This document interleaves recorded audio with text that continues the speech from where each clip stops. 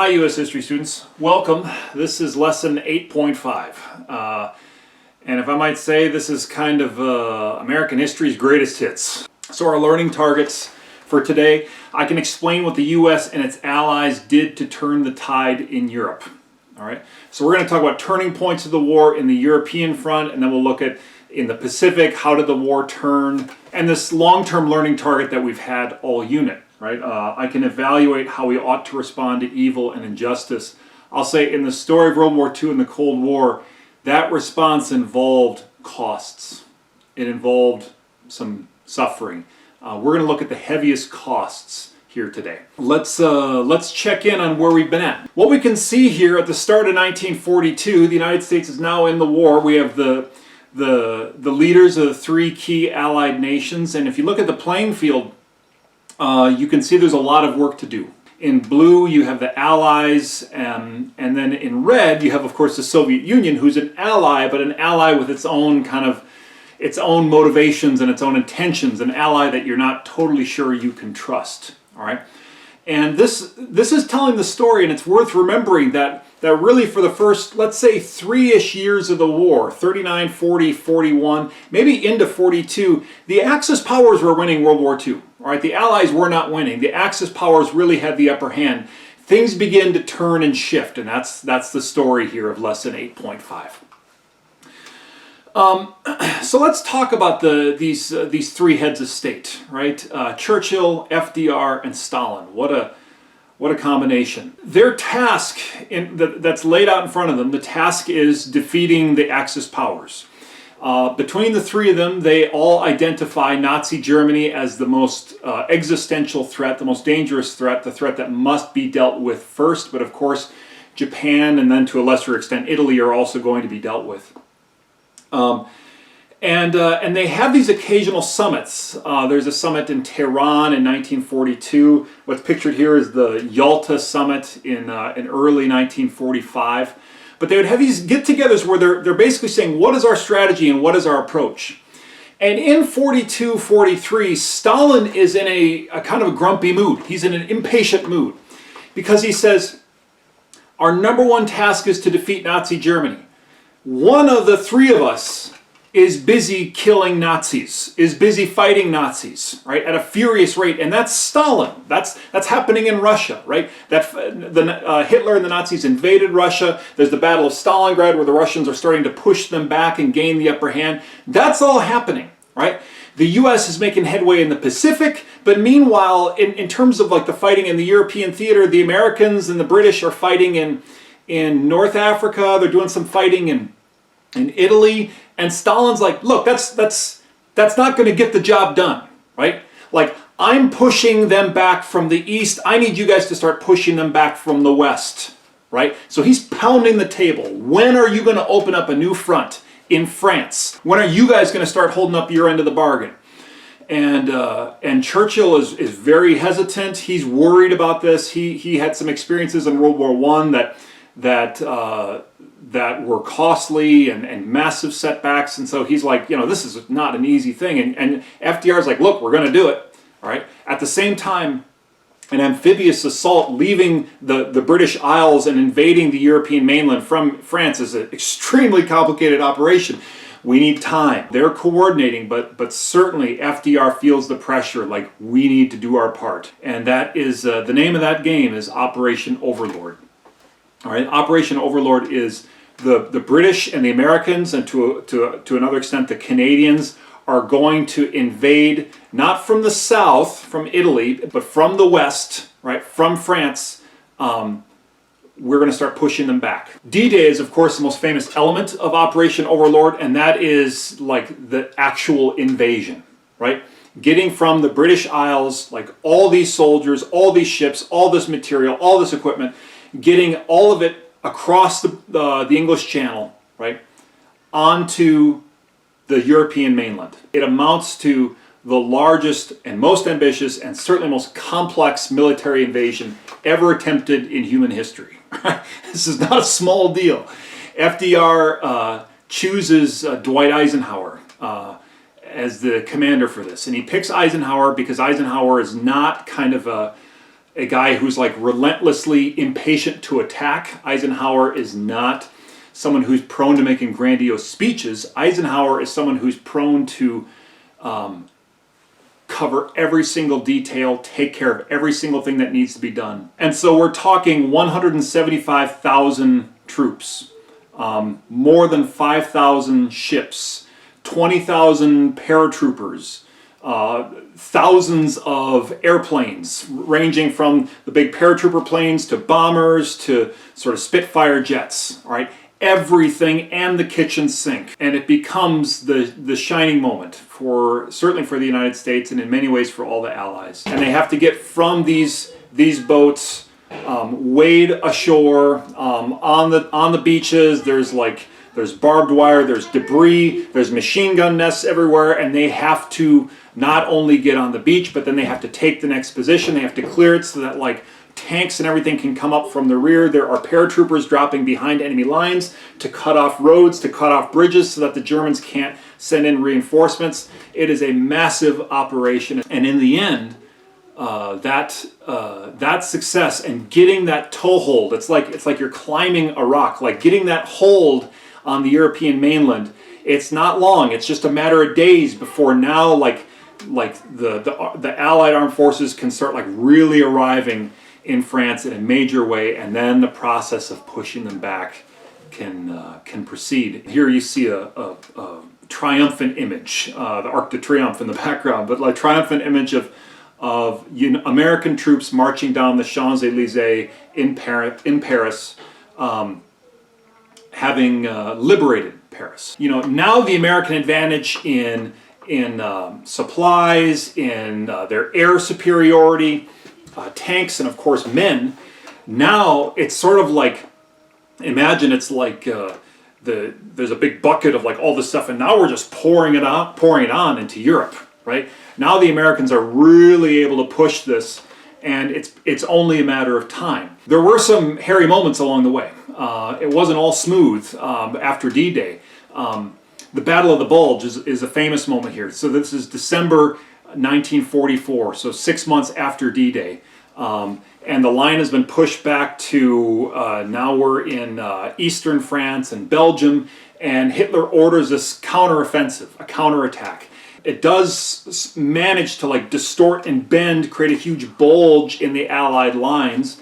But the Americans, while the American lines bent, they never broke. The Nazis were hoping to kind of break and shatter the American lines and cause chaos. That never happened, although it was really touch and go for a week or two. And in the end, the Battle of the Bulge just meant that like Germany had depleted itself. The tide had been turned now, right? With D-Day opening up that Western Front, now the British and the Americans and Canadians are pushing here, the Russians are pushing here, and Hitler's hiding out in an underground bunker, and it's all about to come to an end. Now in the Pacific, I want to say the Americans took the Americans took a central role here, and a strategy that was decided pretty early on was, we are not going to go to every little chain of Pacific islands that the Japanese have managed to get a hold of. That would just take forever and ever, all right? So what we're going to do instead is a strategy of island hopping, right? Or sometimes it was called leapfrogging. And the basic idea is this: find a key strategic island and take it, all right? Use that island then as a refueling station, right? And as a base to launch bombing missions to sort of skip to the next island that you're going to use, that you decide would be strategically useful, right? And you're going to skip over some other ones.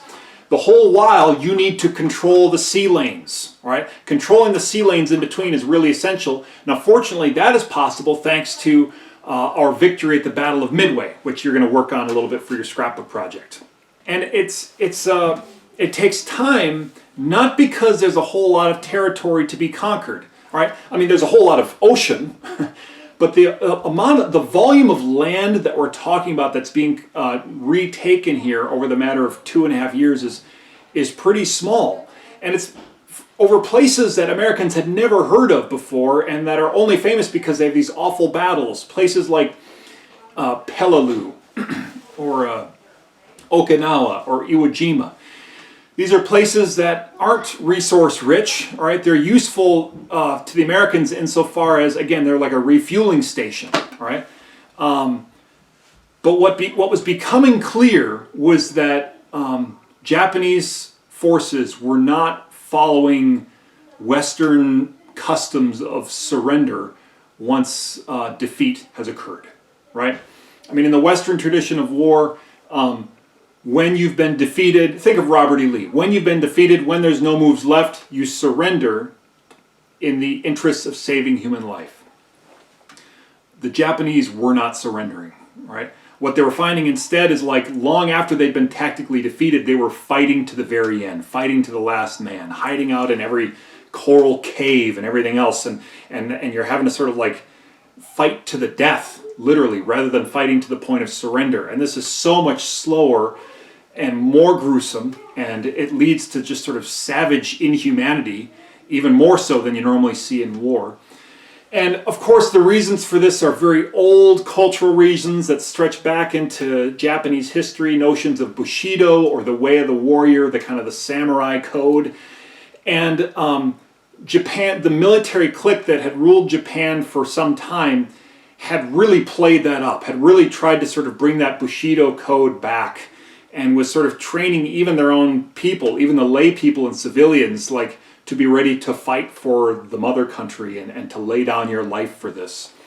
The Japanese were really low on resources and really low on planes that were up to par, and really low on pilots that were any good. And so you take that plus this Bushido ethic, and that gives you kamikaze, attacks, where it's like, well, we'll take people who know how to fly a little bit, right, and give them a little bit of gas and send them out and say, try to take down an aircraft carrier or a battleship, on your way out. To Americans, this just felt like, who are we fighting and what is this, right? We're fighting in crazy places over land that is nothing, right? And, islands smaller than Chaska, but it's taking us weeks to gain hold of this at an incredible and awful cost of human life. Once they had reached the islands of Okinawa, though, now the Japanese mainland is in range for direct bombing missions. And then the idea of the American military leaders is, and now we're going to sort of bring total war to Japan in order to push for a surrender. This image you've seen before. This image comes out of this island, these days of island hopping, taken following the Battle of Iwo Jima. This is U.S. Marines raising the flag at the top of Mount Suribachi. And it certainly tells a story, right? It certainly is a potent image. It's worth even noting that 3 of the men in this image would die in the coming days in the fighting. And it tells this story of cooperative sacrifice in the face of a crisis, right? It's a story of us at our best. A picture to frame this famous picture. Here's Iwo Jima. It's pretty. It's not a big place, guys, right? 25,000 men, American and Japanese, died in the fighting over this place, with another 19,000 wounded. And this is just one of these islands, right? This is the Pacific War. It's something that's hard to get our heads around, but here we are. As the war has turned, it appears that the backs of the enemy, the 2 main enemies, has been broken, and Italy's surrender has already been achieved. Suddenly, Franklin Roosevelt dies. And this comes as a shock to Americans, although it shouldn't have. So Roosevelt, of course, had run for re-election in 1940. This was his 3rd term, and he did that as the storm clouds of war were approaching America, right? And it was becoming clear that we were going to get probably pulled into this. And Americans decided that they wanted a steady hand on the wheel, and certainly FDR was, through all of his life, immensely popular with the American public. In 1944, Roosevelt made the decision to run for a 4th presidential term, saying there is still so much work to do in this war, and Americans, let me close this one out. And Americans, he should not have run for this term in office. And I don't say that because of the precedent. I say that because of the man's health was extremely poor. All right. His doctors advised him against it. His doctors, speaking plainly and privately to others, said, he's dying, right? The man is dying. Look at him. He's losing weight badly. His skin is losing color. He has this enormous bags under his eyes. There were rumors that his health was failing because he didn't look well, as you can see here.